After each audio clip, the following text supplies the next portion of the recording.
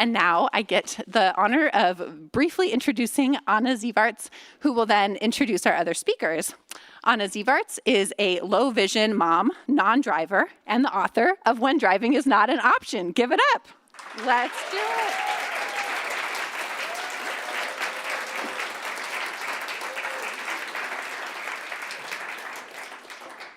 All right, thanks everyone. Oops. It's a real honor to be here tonight, and thanks to Town Hall for having us. Thanks to all the community partners that came out and tabled. I really loved having all your energy in that plaza, and it's exciting to be here to share about my work tonight.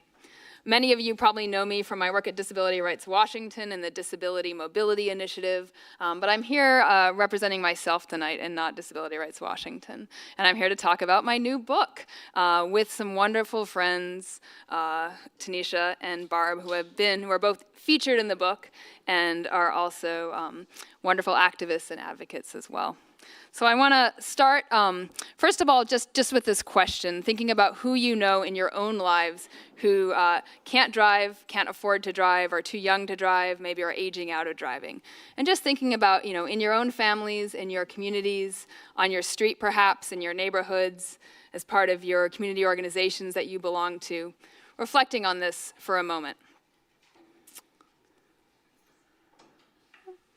Let's see if I can get the clicker to work. Just thinking about it. Well, I'll see if you guys can advance the slides from over there. There we go. Awesome. So I want to talk about where this book came from. I grew up in Washington State. This is the street where I grew up outside of Olympia, Washington. And it's an image of a very rural road with trees, lots of dark trees, no shoulders, no sidewalks, and no transit service nearby. And I was born with a neurological condition called nystagmus, which makes my eyes wiggle all the time. It also makes me want to look at lights, because I went through a lot of vision therapy as a very small child where I was told to follow the lights, it'll make you see better, which it didn't, but now I have a very hard time not looking at bright lights. So if you notice me looking at the lights tonight, that's what's going on. And so growing up in Olympia, I really wasn't connected to the disability community, and I didn't know other adults who couldn't drive. Driving was sort of how my family got around everywhere, and everyone I knew got around by driving themselves. And I couldn't imagine a life for myself. I couldn't imagine what I was going to be like to be an adult in this environment. And so as a teenager, I tried to learn how to drive. I had a friend try to teach me, even though I couldn't pass the vision test. And I promptly drove her mother's truck up a tree in the Evergreen parking lot. The tree is still there to this day. Every time I'm back there, I go visit it. It's doing fine. The truck was not so fine. And so she and I had to spend the summer clearing blackberries to pay off the damage for that. So it was actually a really good lesson for me, though, to teach me that it wasn't safe for me to drive. And we didn't hurt ourselves and we didn't hurt anyone else. So I'm glad we learned that lesson. I learned that lesson. And that's, when I knew that I needed to be somewhere else. I needed to be in an environment where I could feel like I could get where I needed to go. And so after college, I moved to New York City, mostly because I heard it was a magical place where the subway ran 24 hours a day. And that kind of mobility, that kind of freedom to go where I wanted to go the same way my peers could when they could grab the keys and go, was wonderful for me. And then I had a kid.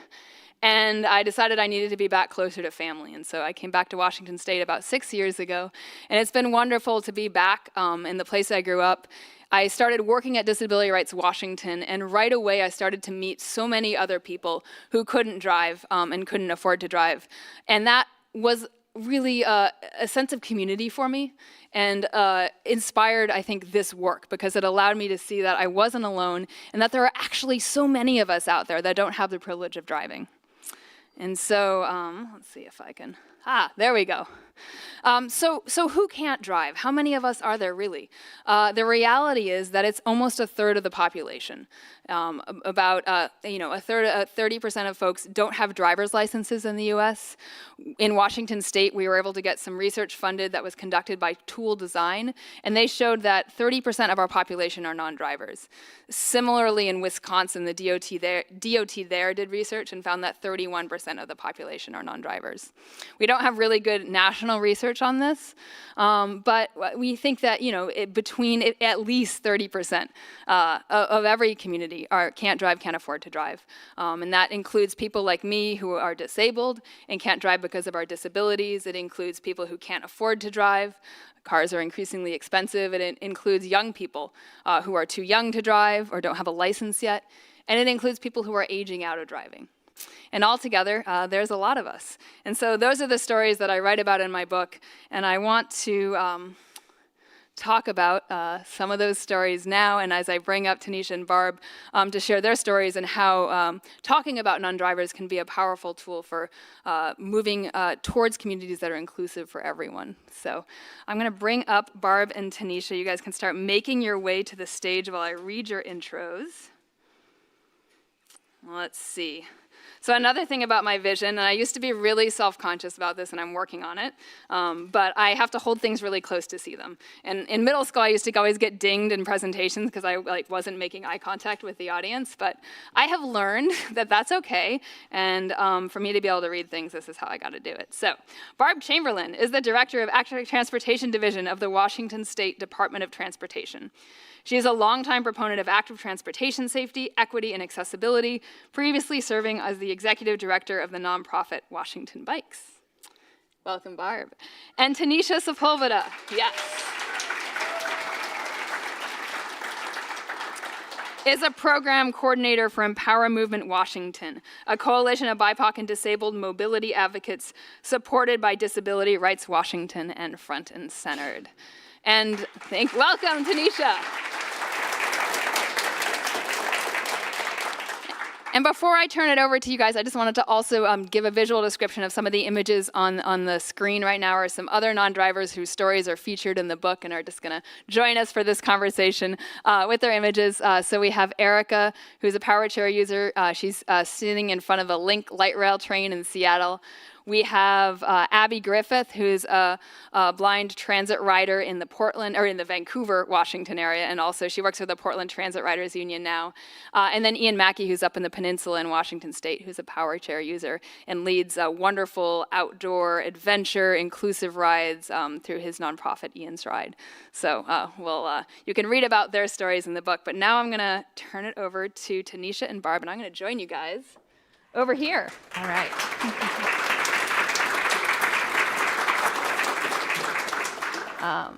So Tanisha, can you tell us about your experience as a non-driver? Yes. So my personal experience as a non-driver has been, I'd say for living in Seattle, it's been fortunate. I definitely have experienced many issues as far as sidewalks. I'd say that's my number one issue when it comes to trying to get around as a disabled non-driver. Particularly being in a power wheelchair, I experience the sidewalks differently. So any kind of, tree roots that come up and break the sidewalks, make it uneven, even if it's by an inch or so. I mean, I've seen people trip over those jogging, and whenever I hit them, it tends to veer me off the road. So a lot of my issues with sidewalks bring me into the streets, into the roads, in order to drive safely, which is ironic because it's not safe to be driving in the roads. And because of that, I've definitely gotten yelled at and cursed at for just trying to get to where I needed to go in what was a safe manner for me. But it's definitely been really eye-opening, because being able to, access transit by the streets and by the sidewalks, you definitely notice a lot of things that many even able-bodied people who are having to walk and get there don't necessarily notice, that affects everybody as we're trying to access the transit that we do have here in the city. So, yes. Yes. Sidewalks access is so critical. Barb, I'm going to have you introduce yourself and tell us how you came to work for WashDOT and how you developed your understanding of the importance of transportation access for people who can't drive. All right. Well, the short version is the city of Spokane put a bike lane in front of my house. There's a lot of backdrop to, yes, I already knew how to ride a bike. I owned a bike. I had a job that meant that if I was going to be late because I got a flat tire, I wasn't going to get fired. There's a lot of privilege behind that. But having a bike lane right in front of my home was this symbol that I could use that for transportation. I had already chosen to live on a transit line because I was seeking to not drive as much. And becoming a bike commuter meant becoming an advocate because the connections were not that great. That led to volunteering and starting an event. Beware of volunteering, I guess that's my takeaway, which led to applying for the opening when Washington Bikes needed a new executive director. So that took me from Spokane to Seattle and worked for change there. And then WashDOT, under Secretary Roger Millar's leadership, created the Active Transportation Division. And I'm like, oh, I had worked for a public agency before in higher ed. I could go to work and work for change from the inside. So that was in 2017 when the division was created. I've been there ever since. We were 3 people when I started. We are about to extend an offer to the 11th person and adding a 12th. And so there's been a lot of growth because the legislature has really invested in the last couple of years through Move Ahead Washington in active transportation and transit both. So that's been exciting. The getting to relate to non-driving, I want to credit Anna a lot because back when Twitter was a place you wanted to be, that was where I could find and follow people to learn from. And I did that pretty deliberately. And Anna was tweeting about her experiences in Seattle. And so I think I reached out and tweeted at her, probably said, do you want to have coffee? And we talked. She ended up joining the steering committee for our active transportation plan update that was happening. So that was, I guess I'd say that's like the professional part of it. The personal part is that my dad long outlived his driving ability. That didn't mean he was outliving his driving. So in Lewiston, Idaho, I told people if you see a Honda station wagon with gold flake paint and scrapes up the side, you just got to run. The man thought stop signs were a suggestion. Speed limits were kind of an idea for other people. He was really dangerous. He had been a World War II bomber pilot, and I think he reverted a little bit. And so going through the trauma of trying to take away his transportation independence by taking away his car keys, I swore I was never going to do that to my kids, that I would guarantee my own independence, and that's the gift I'm going to give them. So I think that's something, if you haven't been through that joyful experience yet, and you do have parents who drive, you have so much to look forward to. Yeah. So I think, part of the reason I invited the two of you, and the two of you specifically, to talk today is, the thesis of the book, right, is that there's a lot of non-drivers, and that, and non-drivers for all kinds of reasons, non-drivers by choice, and non-drivers, involuntary non-drivers. And together, we can form a really powerful coalition that can demand change and demand more inclusive communities. And I think, the two of you come from different perspectives and different experiences and different sort of segments of the non-driver population, but that power of all of us, pushing for change together can be really transformational.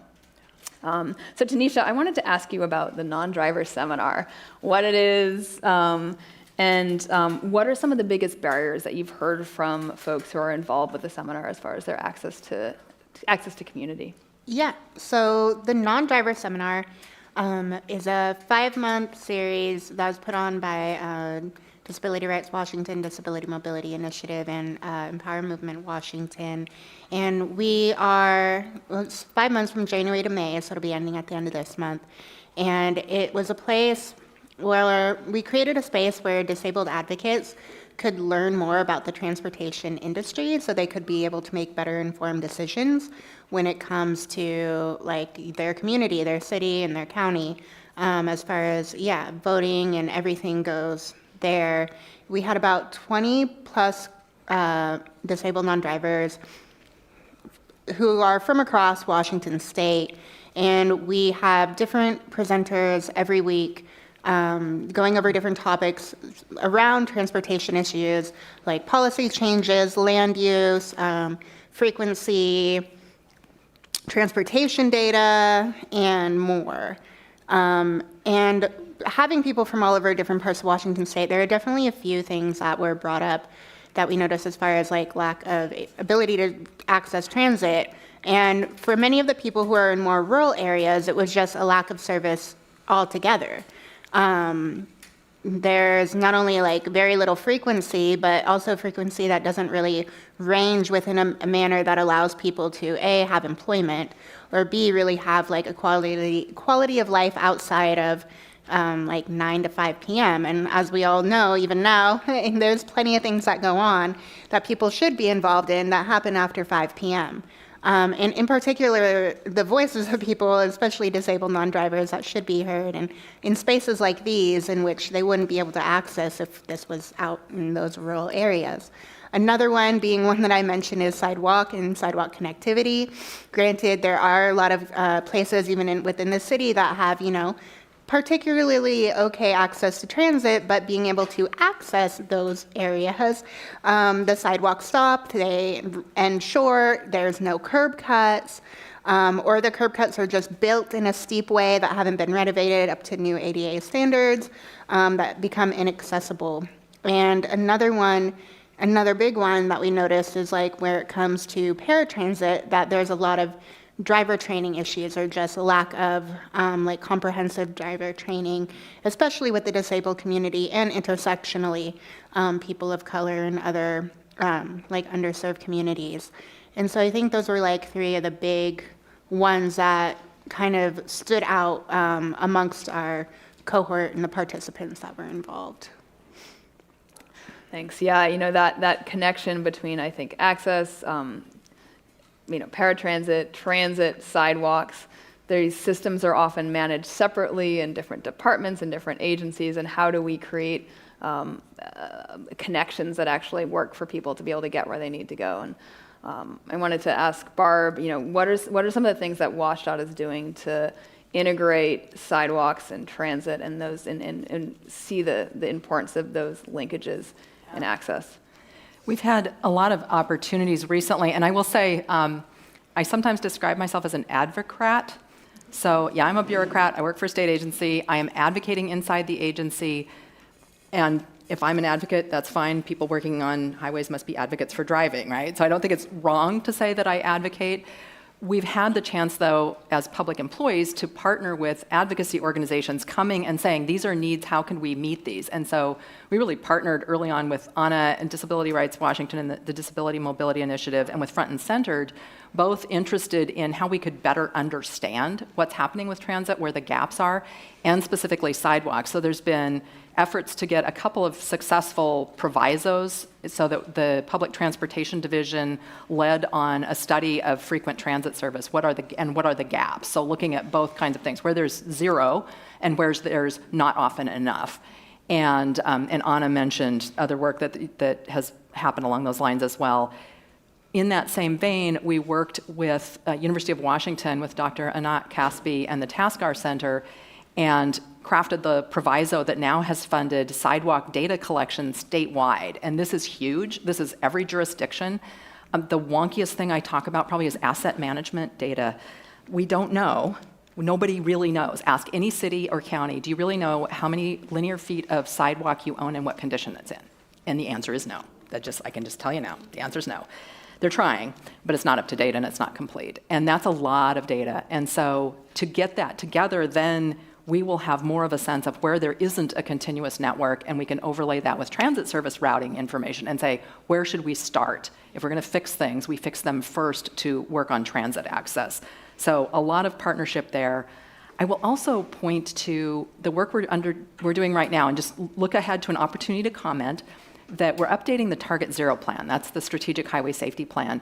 And we're talking more in that than we have in the past about transit use, and transit being the safest mode, mile per mile traveled, and what we need to know in data to really bring that together to get mode shift for safety as well as for mobility. So that's a couple of partnerships. I think we have more to do. We need to crosswalk our active transportation plan with our ADA transition plan. And I will say, every agency needs to do that work. So we're not all the way there, but we're sure working on it. And the investments under Move Ahead Washington have been really pretty transformational in letting us ramp up to do this work too.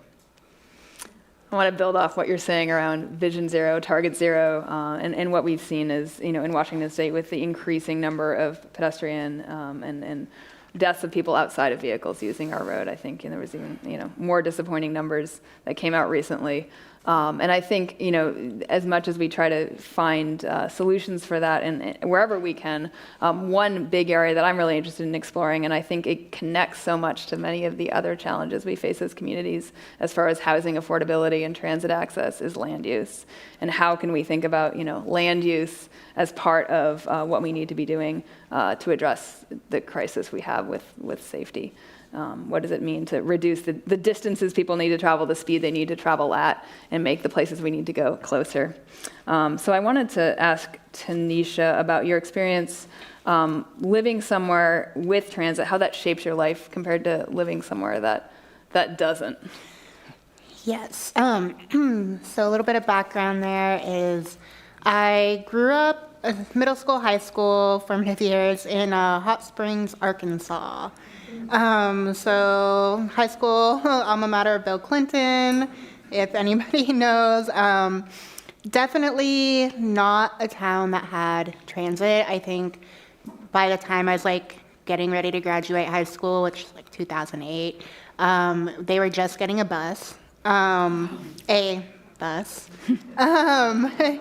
And even trying to take that was a hassle, and the amount of time it would take to get from one end of town to the other. I honestly would just walk everywhere. That was prior to my accident. I've been a wheelchair user for the past 14 years. So I have a bit of perspective there as far as being an able-bodied person and versus not. You get a lot of perspective as far as accessibility goes.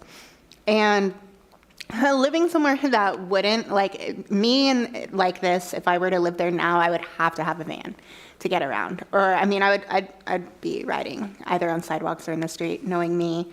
And people would be looking at me crazy because everybody there uses vehicles, even though you're going 5 minutes down the road, also because it's crazy hot in the summertime and you get ice storms in the winter, and then tornado warnings in the fall and spring. So yes, people are super car dependent there, and hailstorms that are the size of tennis balls. So even if you have vehicles, they better be insured. So which is super pricey. Vehicles, whether, it's just everything is a cost, maintenance, gas these days and everything. So I know my quality of life would not be the same if I were still down there versus living up here.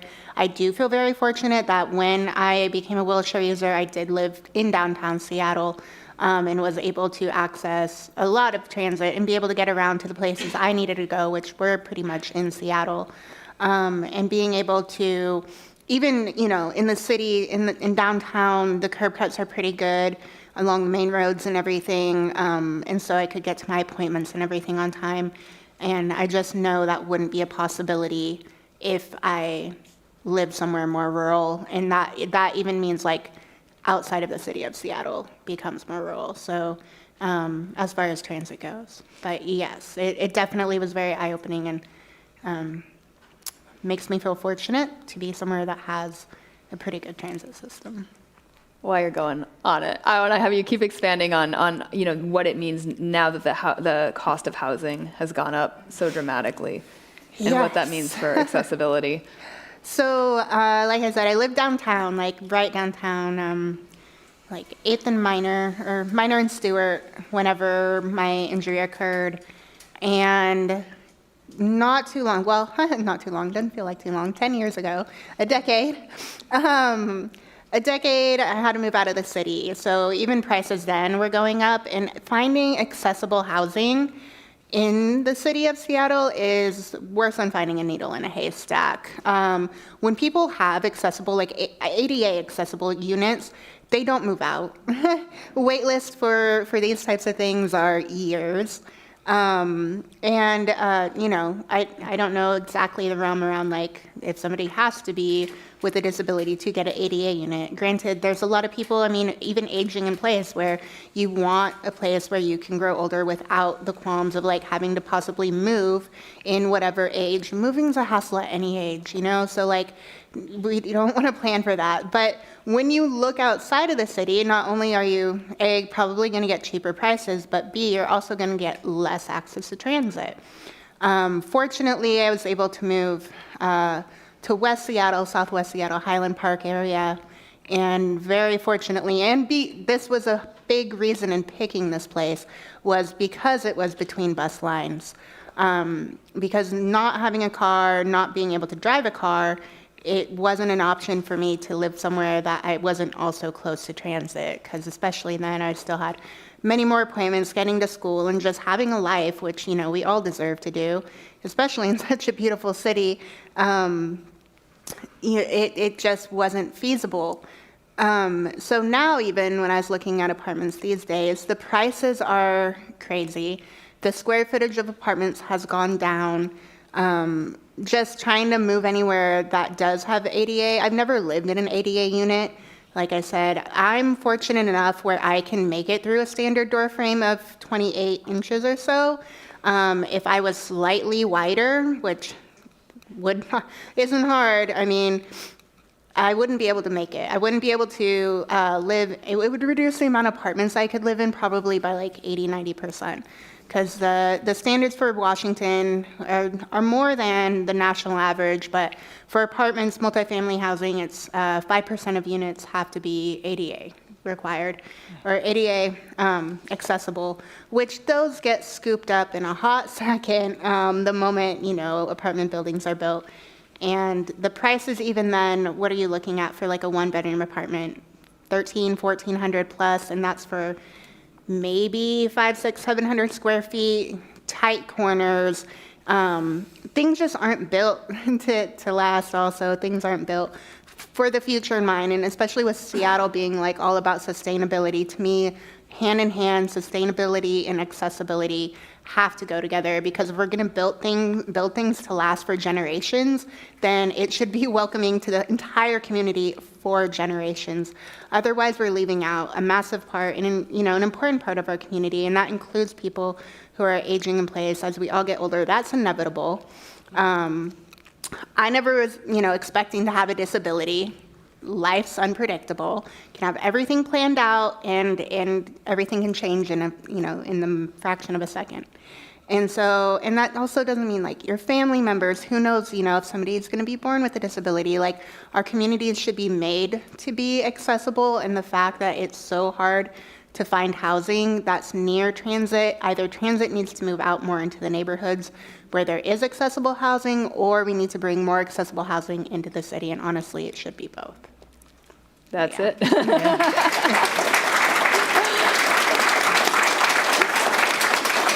And I think, in the interviews for the book and the work that we've done with Disability Rights Washington, this challenge of affordability underlies everything, right? Because people, especially disabled folks and low-income folks who can't afford to drive, then can't afford to live in places with transit, with reliable transit, with connected sidewalks. And we have to be thinking about the two as connected and together. And I know that the purview of WashDOT is not everything, but can you speak at all, at least how you personally are thinking about this connections between land use and safety and accessibility, and how we get to a place with more places that can work for more of us? Yeah. If Roger were here, he would be talking about land use and transportation. And the first thing he'd say is we don't make those decisions, but also to point out how essential they are, because my agency and any transportation agency is the recipient of land use decisions and their effects. And so if long ago WashDOT built a highway between apple orchards and wheat fields, and then somebody came along and rezoned, and all of a sudden you've got schools here and houses here, they just created a crossing conflict. And I actually wanted to throw that into, also the transit and sidewalks. Crossings are the third thing. If this is a three-legged stool of safe access and mobility, you have to be able to cross the road. And the situation we've all inherited a system where those land use decisions didn't ask those questions. They assumed everybody drove. They built for that.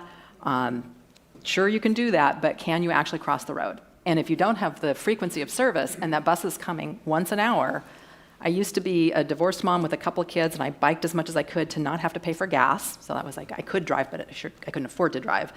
And they charged me $1 a minute after daycare closed if I was late. I don't know what it is now. I'm sure it's more than $1 a minute. Let me just say, it's probably like $5 or something. And so you're going to run across the road to catch the bus. And that's a land use decision creating a safety conflict, because somebody decided not to slow the speeds, somebody decided to put the transit stop there, somebody decided all of the things around that. And so We do talk about it. We're introducing that topic of safer land use into the Target Zero plan, so that'll be something to watch for. You all in the room have the power to ask the city staff and the elected officials, how are they thinking about safety, transportation safety in the context of land use? And the good news is now they have to when they update the comp plan, because House Bill 1181 last year added language, and we had the opportunity to actually work on the language. And it talks about multimodal level of service, meaning how do all the modes work, not just driving. And it talks about transportation safety for all of the uses that might be on a road. And so the comp plan transportation section needs to add transportation safety in a way they weren't required to before. And I think that's the long haul fix. But those decisions at the local level will help what we need to do with the highways that come through and that go between communities. So engage in comp plans, comment on all the plans. Put transit in the active transportation plan and put active transportation in the transit plans. Yeah, Seattle's is open for comment right now, so get those comments in. Yes. So in the book, I have one chapter that really focuses on that pedestrian access piece, one chapter focused on transit, and then I have a chapter focused on e-mobility and micro-mobility. And that's where I interview Ian Mackey and others who, like myself, can bike for transportation but can't drive. And I talk a lot about, how, and interview folks who have experienced really incredible increases in their range as e-bikes have come onto the scene and become more affordable. And I wanted to ask Tanisha about your experiences with power chairs, and this is what I interview Ian about in the book too, is some of the limitations there that we're not seeing the rapid sort of expansion of development and resources going into to make chairs better. Yes, so power chairs. So Ian, he conducts a ride every year going across the state. Well, he does a few. And he has specific relationships with people at New Motion, and that's like the monopoly of wheelchair service. Mixed things to say there. But he, being on the end, was able to get like a super juked up battery. He has people who go along with this, because if you're a standard person, and mind you, like these batteries last a decent amount of time, they do say that you should get them. My chair uses 2 car batteries, and so that's what also makes this chair like 500 pounds with me in it. So pushing it is not an option if it dies, which it will. So yes, power chairs. I can go around the city all day without it dying and be good. However, living in a city where it does rain, granted it rains everywhere, but living in a city that's known for it being rainy, if my joystick area gets wet, there are buttons here that if the water seeps in and frazzles the electric component, I'm stuck. It's not turning on, it's not moving. I'm now stuck in a 500-pound hunk of metal that is, almost immovable to most people. I used to live at the top of South Washington Street in Chinatown, where there's that new fire station, newish fire station down at the bottom of the hill. Fortunately, it's there, because that was toward the end of life of one of my batteries at some point, and it would die trying to go up that hill, and I would have to then ask the firemen if they could push me up. One of them thought they could do it. They're like, oh yeah. No. If you know that hill, it's almost a 45-degree, if not more, angle. It took multiple guys switching out just to go up 2 blocks up a hill. To get me home. Not only are they not waterproof, which is crazy, but also some of the other like independent aspects that allow people to have more independence, such as elevation, is an add-on. You have to have a really good therapist to write it for insurance to cover it.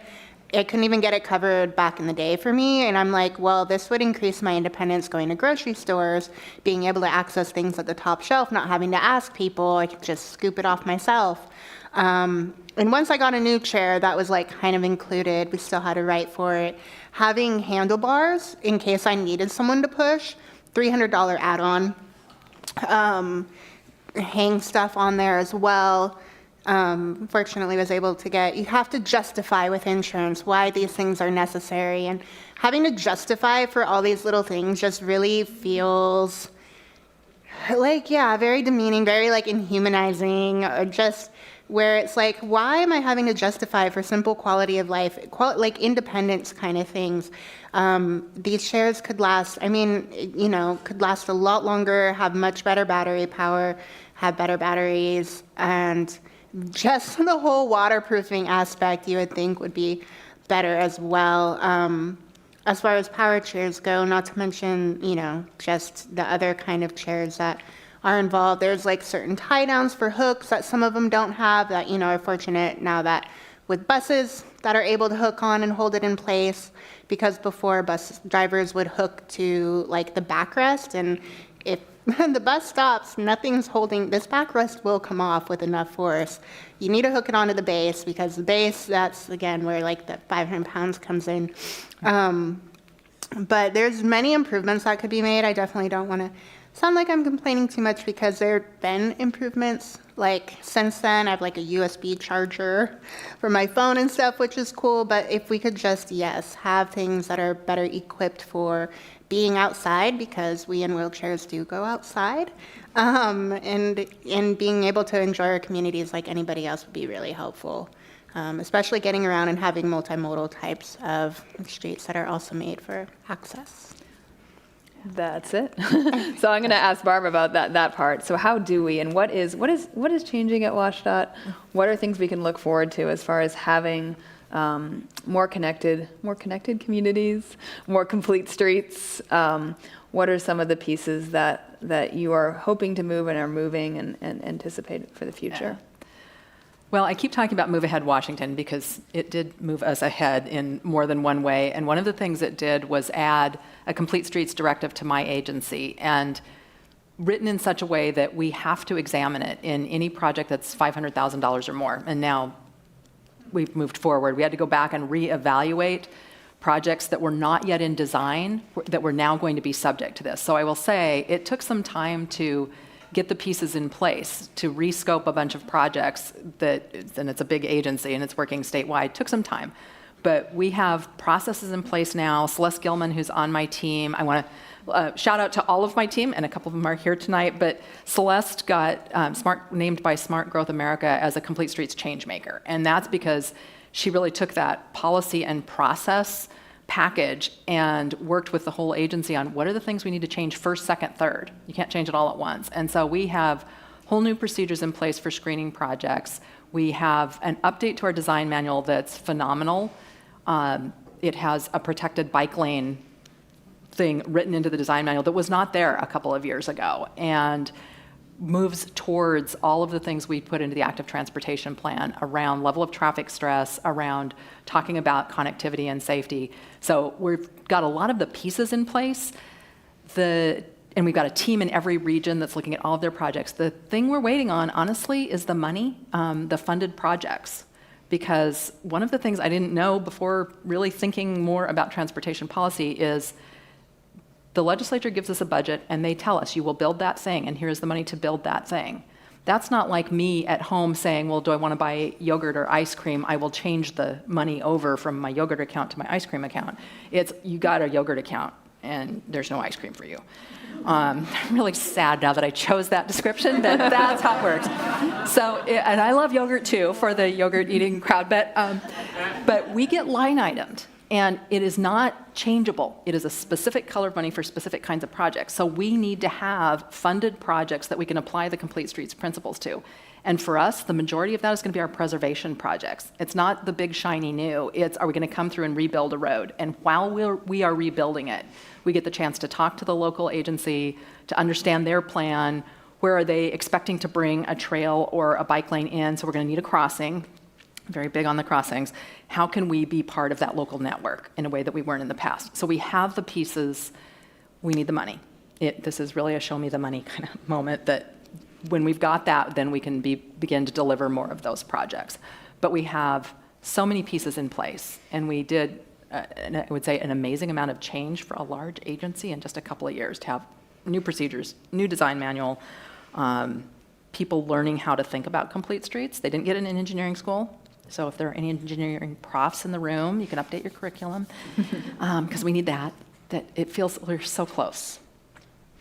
Yeah, the money piece. I mean, we spend so much, right? Expanding highways, building wider and wider infrastructure for cars, and not investing enough in making sure our communities are accessible for everyone. And a lot of this comes from the legislature, and it comes from voting people into office who are gonna not continue to dig us deeper into car dependency, right? Because the more we become car dependent communities, the less access people who can't drive have to everywhere.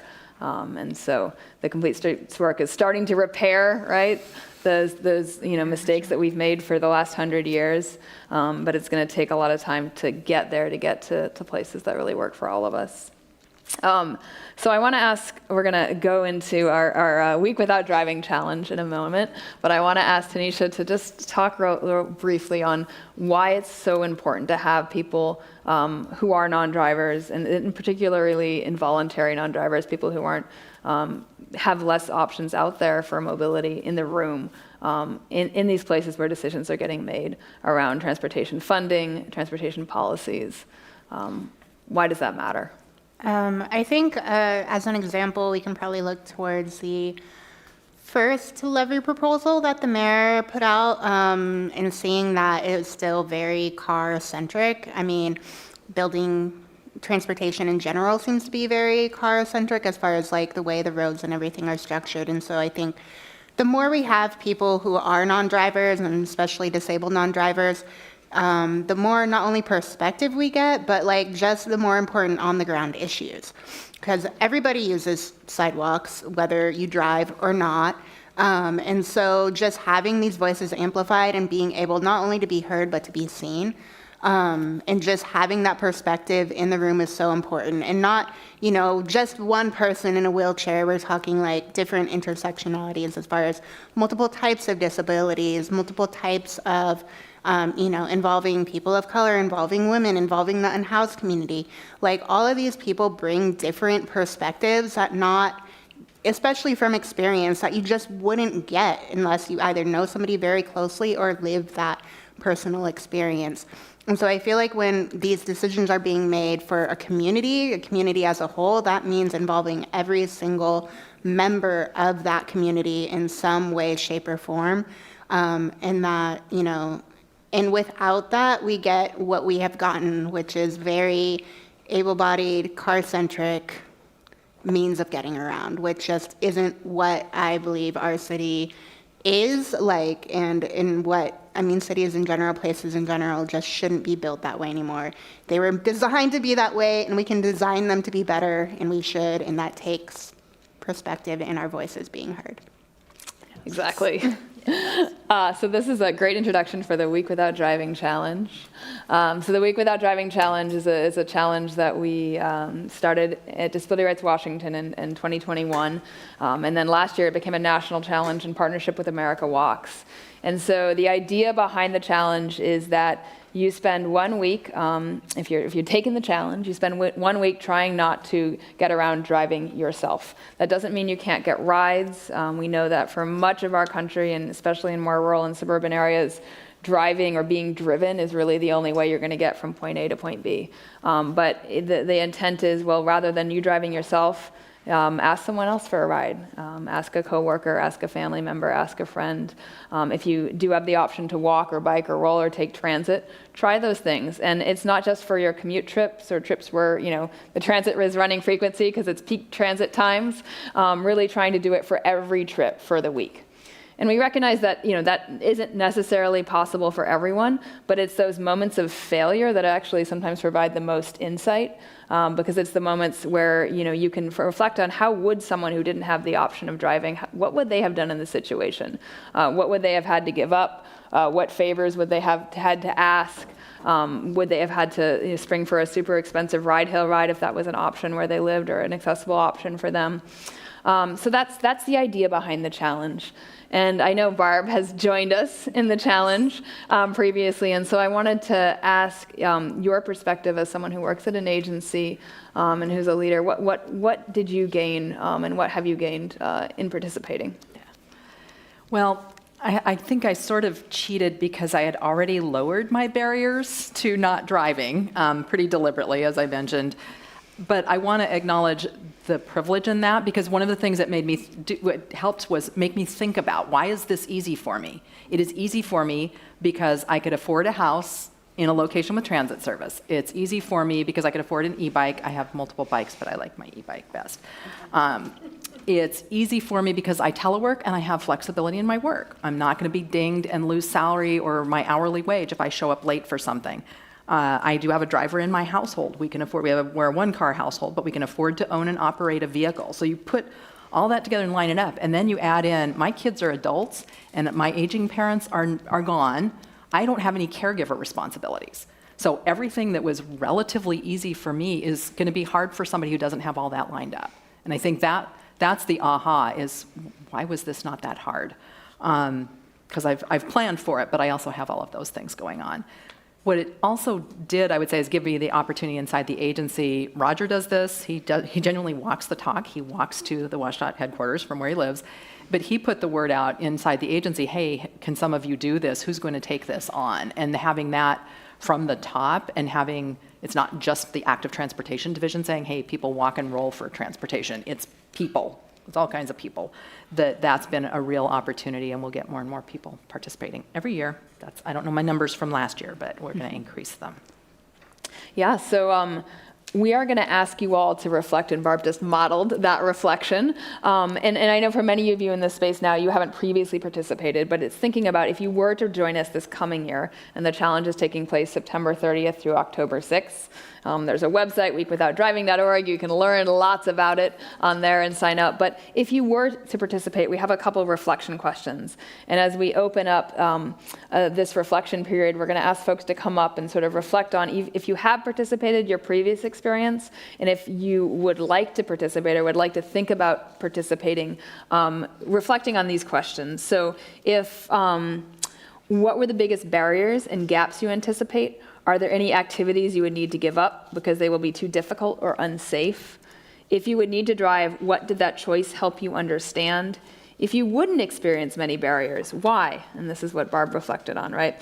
Would you have access because of your proximity to transit, sidewalk services, because of your ability to bike, because of your race? And so while you're thinking, I'm going to give you guys a few minutes to sort of think about your own participation if you were to join us this year. I'll just speak to some of the examples from elected leaders who have participated in the past, because some of our target audience for this, while we invite everyone to participate, it really is elected leaders and folks in decision-making roles at transportation agencies, transit departments. Because we need people in those decision-making places, because so many of us who can't drive and can't afford to drive aren't in those roles in government, to really reflect on this. And so some of the examples I can give is we had Rep. Emily Wicks join us, I think, the first year, and I loved hearing her, I think, on the floor of the legislature talk about her experience doing that and how she'd had to take off her shoes to walk down this particularly treacherous, slippery piece of sidewalk in Seattle. And then she got to a stretch that was missing sidewalk, and she was a voice that joined us in pushing hard to get that piece of missing sidewalk built along 95th Street, which it got built. Yay, thank you, SDOT, for stepping up and doing that, and everyone in Councilmember Juarez's office as well for getting that funded. But that's an example of someone realizing, wow, this is really not an easy place to access without driving. We also had Councilmember Lindsay Shorman Warren join us from Port Angeles. And after participating with us, he's a council member there, and he also sits on the transit board for Clallam Transit. He became one of our biggest champions for a legislation we worked on last year at Disability Rights Washington to have transit riders represented as voting members on transit boards, because he started to recognize how much he didn't really know as someone who only rode transit by choice, how much he didn't understand about the gaps in the system. So those are some examples from the Week Without Driving previously. Let's see, we're gonna ask people to come up, and if anyone wants to share your own experiences, or we can run mics, and Barb and Tanisha are gonna help call on people for me. It's hard to see. I can't see anyone normally, but these lights I think might make it hard for everyone.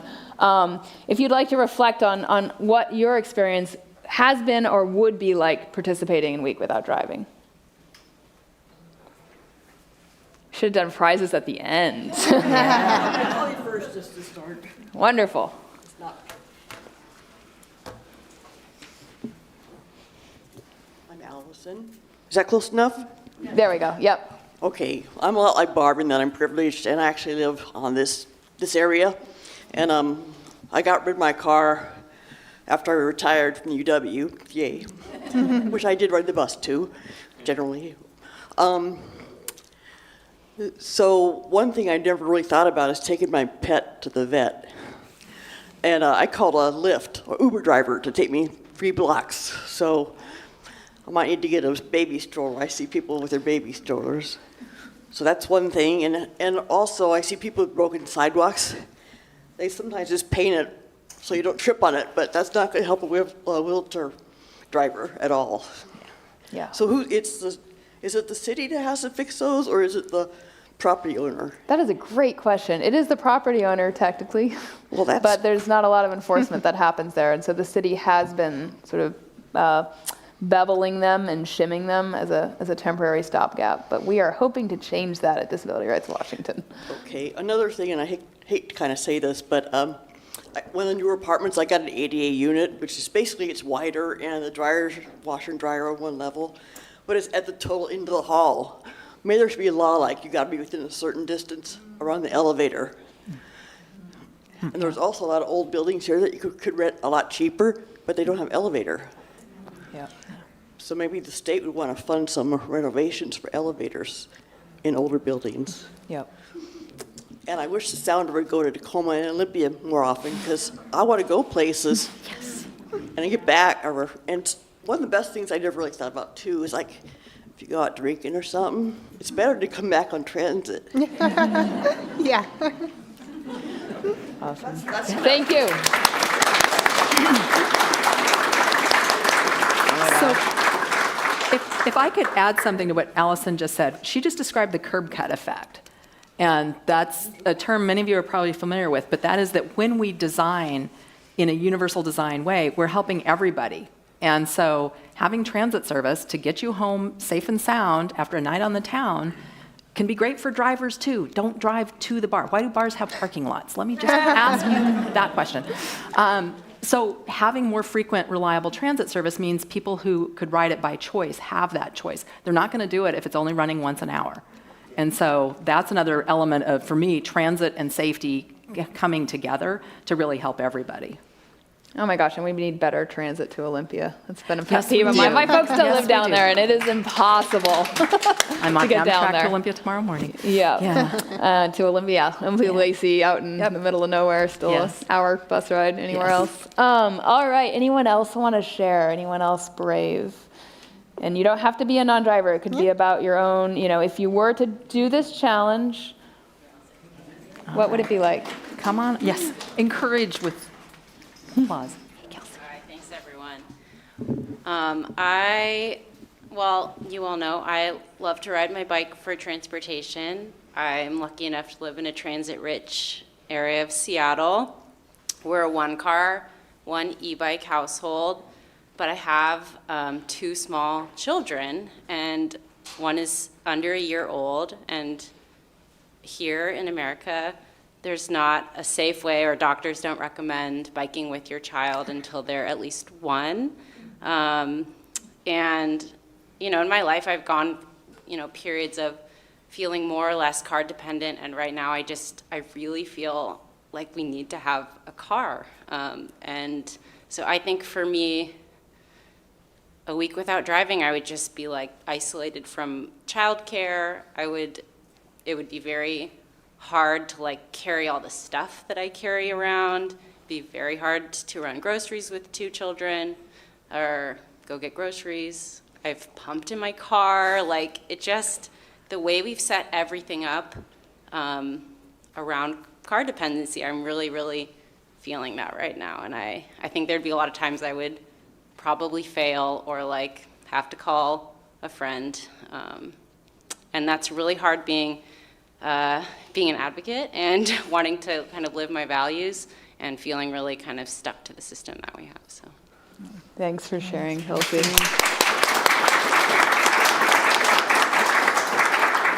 Yeah. I want to take this off the. Oh, thanks, yes. Hey. So my name is Yes Segura, and I also don't own a car. And I live in a TOD and whatnot. So it's for me a week without driving. I'm thinking, why not do for the city of Seattle Sundays, no driving, and then free transit. That's an idea. But the question that I have for Tanisha is, with not having public restrooms in Seattle, what does that mean for you? Great question.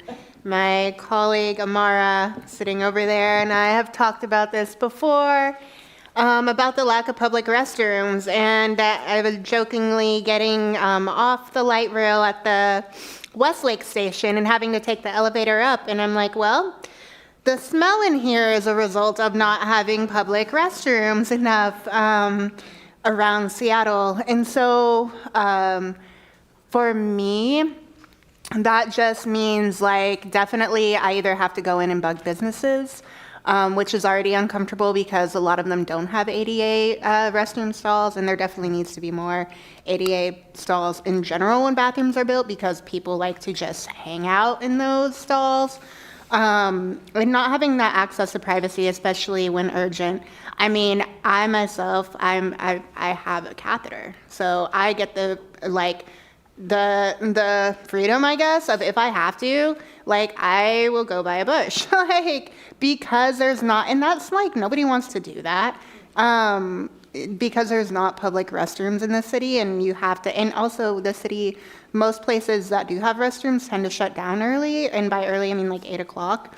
And so if you are out having fun and enjoying yourself, that there's nowhere to go. So I get it.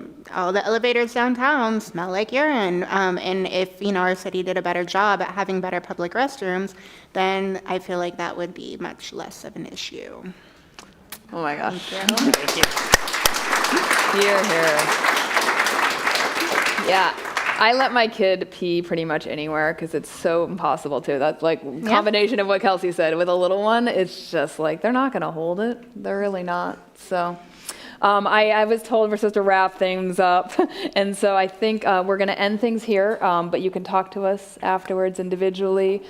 Please do buy a copy of the book if you want to. You can also get it at the Seattle Public Library and the King County Public Library. I've heard King County has less of a wait. So if you have one of those library cards, hit them up. And I also just wanted to shout out Amara is the artist of the cover of the book. And she's here in the audience tonight.